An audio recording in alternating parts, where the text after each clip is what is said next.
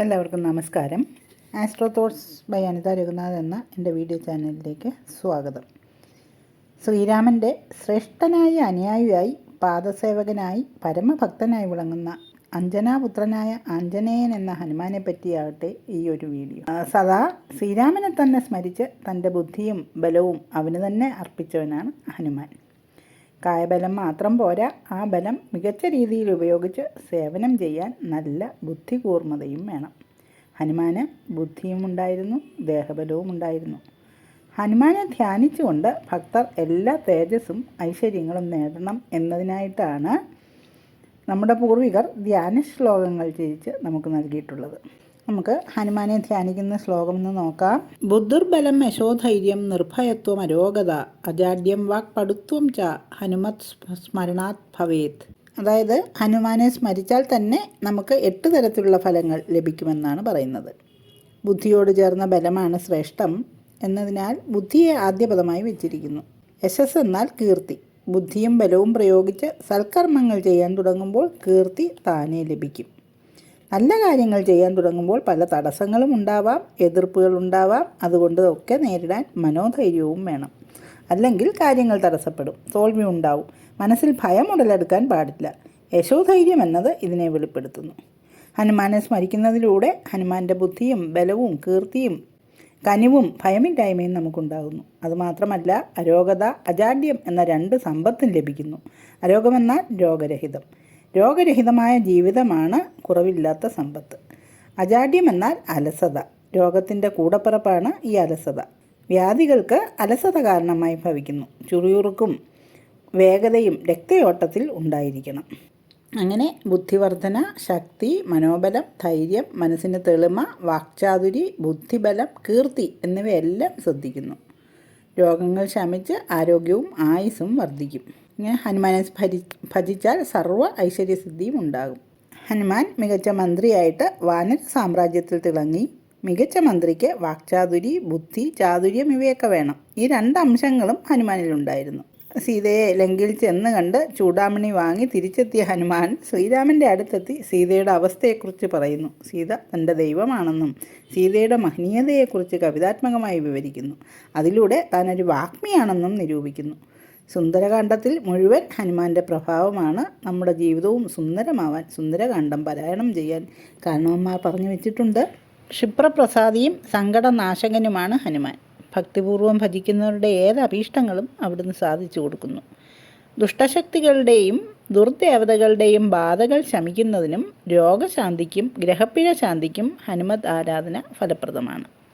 ജീവിതത്തിൽ കഠിനമായ പ്രതിസന്ധികൾ വരുമ്പോഴും ഭക്തിയോടും നിഷ്ഠയോടും ശുദ്ധിയോടും ഹനുമാനെ ഭജിച്ചാൽ ശാന്തി കൈവരുന്നു. ബ്രഹ്മചര്യം, മനോശുദ്ധി, സസ്യഭക്ഷണശീലം എന്നിവ ഹനുമത് ഉപാസനയ്ക്ക് അത്യാവശ്യമാണ്. സാധാരണ ഭക്തജനങ്ങൾക്ക് നൈഷ്ഠിക ബ്രഹ്മചര്യം പ്രായോഗികമല്ലാത്തതിനാൽ ആഴ്ചയിലോ മാസത്തിലോ നിശ്ചിത ദിവസം വ്രതനിഷ്ഠയോടെ ഹനുമത് ഭജനം, ക്ഷേത്രദർശനം എന്നിവ നടത്താം. ചൈത്രമാസത്തിലെ പൗർണമിയാണ് ഹനുമത് ജയന്തിയായിട്ട് ആഘോഷിക്കുന്നത്. ശനി, ചൊവ്വ എന്നീ ഗ്രഹങ്ങൾ മൂലമുണ്ടാകുന്ന ദോഷങ്ങൾക്ക് പരിഹാരമായി ഹനുമാനെ ഭജിക്കുന്നത് ഉത്തമമാണ്.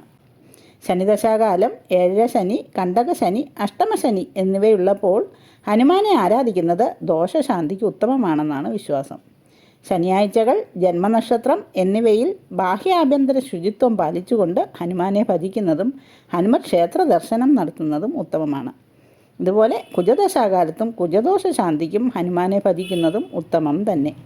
അതിനായി ചൊവ്വാഴ്ചകളിലും ജന്മനക്ഷത്ര ദിവസവും ഹനുമത് ഭജനവും ഹനുമത് ക്ഷേത്ര ദർശനവും നടത്താം. ഹനുമത് ഭജനത്തിന് മുമ്പായി ശ്രീരാമനെയും ഭജിക്കേണ്ടതാണ്. പൂയം, അനിഴം, ഉത്രട്ടാതി നക്ഷത്രക്കാരും മേടം, വൃശ്ചികം, മകരം, കുംഭം രാശികളിൽ ജനിച്ചവരും പതിവായി ഹനുമാനെ ഭജിക്കുന്നത് ഉത്തമമാണ്. നക്ഷത്ര രാശി ദശാകാല പരിഗണനകളില്ലാതെയും ഹനുമത് ഭജനം ഉത്തമം തന്നെ. ഫലദാന വിഷയത്തിൽ ഹനുമാന് ഒരുപടി മുമ്പിലാണ് എന്നാണ് ഭക്തജന വിശ്വാസം. പ്രത്യേകിച്ച് കാഠിന്യമേറിയ ശത്രുദോഷം, ക്ഷുദ്രാഭിചാരങ്ങൾ, രോഗം തുടങ്ങിയവയുടെ ശാന്തിക്കും തടസ്സങ്ങൾ നശിക്കുന്നതിനും അഭീഷ്ടകാര്യ സിദ്ധിക്കും ഹനുമാനെ ഭജിക്കുന്നത് ക്ഷിപ്രഫലപ്രദമാണ്. ഏത് പ്രവൃത്തിയും ഹനുമാനെ ആരാധിച്ചുകൊണ്ട് തുടങ്ങിയാൽ അതിൽ വിജയം വരിക്കുമെന്ന് തന്നെയാണ് ഭക്തജനാനുഭവം. ഹനുമാൻ്റെ 12 നാമങ്ങൾ നിത്യവും ഭജിച്ചാൽ സർവകാര്യ വിജയമാണ് ഫലം. ഇതുകൂടാതെ ശങ്കരാചാര്യ വിരചിതമായ ശ്രീ ഹനുമത് പഞ്ചരത്നം, ഭുജംഗപ്രയാത സ്തോത്രം എന്നിവയും നിത്യപാരായണത്തിന് ഉത്തമമാണ്. ആപത്തുകളിൽ നിന്ന് മോചനം നൽകുന്നതാണ് ആപത്തുദ്ധരണ ഹനുമൽ സ്തോത്രം. തുളസീദാസനാൽ രചിക്കപ്പെട്ട ഹനുമാൻ ചാലിസ പ്രസിദ്ധമായ മറ്റൊരു ഹനുമൽ സ്തോത്രമാണ്. നിത്യജപത്തിന് ഇതും ഉത്തമമാണ്. സുന്ദരകാന്ഡ പാരായണം ഹനുമത് പ്രീതിക്ക് ഏറ്റവും ഉത്തമമാണ്. വാരണാസിയിലെ സങ്കടമോചന ഹനുമത് ക്ഷേത്രം, അയോധ്യ, ചിത്രകൂടം, വൃന്ദാവൻ തുടങ്ങിയ സ്ഥലങ്ങളിലെ ഹനുമത് ക്ഷേത്രങ്ങൾ എന്നിവ ശ്രദ്ധേയങ്ങളായ ഹനുമത് ആരാധനാ കേന്ദ്രങ്ങളാണ്. ശുചീന്ദ്രത്തെ ഹനുമത് വിഗ്രഹം അതിൻ്റെ വലിപ്പം കൊണ്ട് ശ്രദ്ധേയമാണ്. കേരളത്തിലെ പ്രസിദ്ധമായ ഒരു ഹനുമത് ക്ഷേത്രം കവിയൂരാണ്. അവിടെ പ്രധാന പ്രതിഷ്ഠ ശിവനാണെങ്കിലും ഹനുമാന് ഭക്തജനങ്ങൾ കൂടുതൽ പ്രാധാന്യം കൽപ്പിക്കുന്നു. അരയടിയോളം ഉയരമുള്ള ഇരിക്കുന്ന രൂപത്തിലുള്ള ഇവിടുത്തെ വിഗ്രഹം പഞ്ചലോഹ നിർമ്മിതമാണ്. വലം കൈയിൽ വജ്രായുധവും ഇടം കൈയിൽ ചൂടാരത്നവും ധരിച്ച് വാല് പൊക്കി പിടിച്ചിരിക്കുന്ന രീതിയിലാണ് വിഗ്രഹത്തിൻ്റെ രൂപകൽപ്പന. ശിവദർശനം കഴിഞ്ഞു വേണം ഇവിടെ ഹനുമാനെ ദർശിക്കേണ്ടത്. ശർക്കര, കദളിപ്പഴം, കൽക്കണ്ടം, നാളികേരം, ഏലത്തരി എന്നിവ നിശ്ചിത അനുപാതത്തിൽ ചേർത്ത് തയ്യാറാക്കുന്ന അവിൽ പന്തിരുനാഴി ഇവിടെ പ്രസിദ്ധമായ വഴിപാടാണ്. ഉദ്ദിഷ്ട കാര്യസാധ്യത്തിന് ഈ വഴിപാട് പ്രസിദ്ധമാണ്. കാസർഗോഡ് ജില്ലയിൽ കുമ്പളയ്ക്ക് സമീപമുള്ള വീര ആഞ്ജനേയ ക്ഷേത്രം, കണ്ണൂരിലെ ശ്രീ രാഘവപുരം ക്ഷേത്രം, മലപ്പുറം ജില്ലയിൽ ആലത്തിയൂർ പെരുംതൃക്കോവിലിൽ ശ്രീരാമനാണ് പ്രധാന പ്രതിഷ്ഠ. ഇവിടെ ഹനുമാനും കുടികൊള്ളുന്നു എന്ന സങ്കല്പത്തിൽ ഹനുമാന് കുഴച്ചാവിൽ വഴിപാട് നടത്തുന്നു. തിരുവില്ലാമല ശ്രീരാമലക്ഷ്മണ ക്ഷേത്രത്തിലെ ഹനുമത് പ്രതിഷ്ഠ പ്രസിദ്ധമാണ്. 5 അടിയോളം ഉയരമുള്ളതാണ് ഈ വിഗ്രഹം. വടമാല, അവൽ നിവേദ്യം എന്നിവ മുഖ്യ വഴിപാടുകൾ. തൃപ്രയാർ ശ്രീരാമക്ഷേത്രത്തിൽ പ്രത്യേക ഹനുമത് പ്രതിഷ്ഠയില്ല. സങ്കല്പ സാന്നിധ്യത്തിന് അവൽ നിവേദ്യമാണ് ഇവിടെ പ്രധാന വഴിപാട്. തിരുവനന്തപുരം പാളയത്തുള്ള ഹനുമത് ക്ഷേത്രവും പ്രസിദ്ധമാണ്. വെണ്ണചാർത്തൽ, വടമാല, വെറ്റിലമാല തുടങ്ങിയവയാണ് ഇവിടെ പ്രധാന വഴിപാടുകൾ. കൊല്ലം ചിന്നക്കട ആണ്ടാമുക്കത്ത് ശ്രീ ദ്രൗപദി അമ്മൻ കോവിലിൽ ഹനുമാൻ സ്വാമിയുടെ പ്രതിഷ്ഠയുണ്ട്. അവിടെയും വളരെ വിശേഷപ്പെട്ട ആരാധനകൾ നടന്നു വരുന്നു. കൊല്ലത്ത് റെയിൽവേ സ്റ്റേഷന് അടുത്തുള്ള പുതിയകാവ് ദേവീ ക്ഷേത്രത്തിലും ഹനുമത് പ്രതിഷ്ഠയുണ്ട്.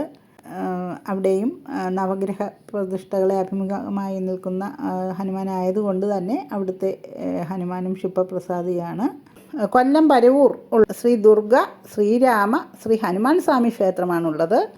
ദേവിയോടുകൂടിയും രാമനോടുകൂടിയും ഉള്ള പ്രതിഷ്ഠ ആയതുകൊണ്ട് തന്നെ അവിടെ ക്ഷിപ്രപ്രസാദിയാണ് ഹനുമാൻ. വെറ്റിലമാലയും വടമാല നിവേദ്യവുമൊക്കെ അവിടുത്തെ പ്രധാനപ്പെട്ട വഴിപാടുകളാണ്. രാമായണ മാസത്തിൽ മാത്രമല്ല നിത്യവും അതിന് ഹനുമാനെ പ്രാർത്ഥിക്കാവുന്നതാണ്.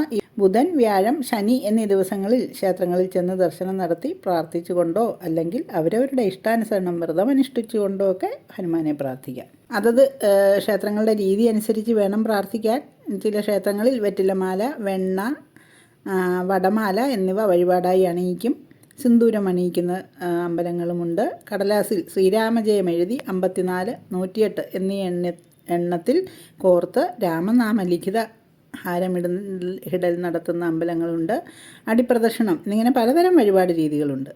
രാമഭക്ത ഹനുമാൻ തനിക്ക് വെണ്ണക്കാപ്പിട്ട് തൊഴുത് പ്രാർത്ഥിക്കുന്ന ഭക്തരുടെ പ്രാർത്ഥനകൾക്ക് വെണ്ണ പോലെ ഒഴുകി സത്ഫലങ്ങൾ നൽകുമത്രേ. അങ്ങനെ ഹനുമാൻ്റെ അനുഗ്രഹത്താൽ മനസ്സിലെ ദുഃഖങ്ങൾ സകലതും വെണ്ണ പോലെ അലിഞ്ഞു തീരുമെന്നാണ് ഭക്തിവിശ്വാസം. ഹനുമാൻ ആരാധനയിലെ മറ്റൊരു രീതി അദ്ദേഹത്തിൻ്റെ ഫോട്ടോയിൽ വരിയായി പൊട്ട് തൊടുവിച്ച് പ്രാർത്ഥിക്കുന്നതാണ്. മിക്കവരും ഹനുമാൻ്റെ വാലിൽ പൊട്ടുവെച്ചാണ് പൂജിക്കുക. കാരണം ആഞ്ജനേയൻ്റെ വാലിന് അത്രയേറെ പ്രത്യേകതയും മഹത്വവും ഉള്ളതത്രേ. ഈ ഹനുമാൻ്റെ വാലിൽ നവഗ്രഹങ്ങൾ വസിക്കുന്നതായിട്ടാണ് ഐതിഹ്യം. വാലിൽ കുങ്കുമം തൊടുവിച്ച് പൂജിക്കുന്നത് ഇതിനാലാണ്. താരകമന്ത്രമായ രാമനാമം ജപിച്ച് ആനന്ദിക്കുവാനായി മഹേശ്വരൻ തന്നെ മാരുതിയായി അവതരിച്ചു എന്നാണ് പുരാണങ്ങളിൽ പറഞ്ഞു കേട്ടിട്ടുള്ളത്. ഇത്രയും ഉന്നതമായ രാമനാമം ജപിച്ചുകൊണ്ട് ഭഗവാൻ ഹനുമാനെ പൂജിക്കുകയാണെങ്കിൽ ഏവർക്കും ജീവിതം ആനന്ദകരമായി മുന്നോട്ട് കൊണ്ടുപോകാം. ഏവർക്കും ഹനുമത് പ്രീതി ഉണ്ടാവട്ടെ. വീഡിയോ ഏവർക്കും ഇഷ്ടമായെന്ന് വിശ്വസിക്കുന്നു. ഇഷ്ടമാവുകയാണെങ്കിൽ ലൈക്ക് ചെയ്യുകയും ഷെയർ ചെയ്യുകയും സബ്സ്ക്രൈബ് ചെയ്യുകയും ചെയ്യണേ. ജ്യോതിഷ സംബന്ധമായ സംശയങ്ങൾക്ക് എൻ്റെ വാട്സാപ്പ് നമ്പറിൽ ബന്ധപ്പെടാവുന്നതാണ്. നന്ദി, നമസ്കാരം.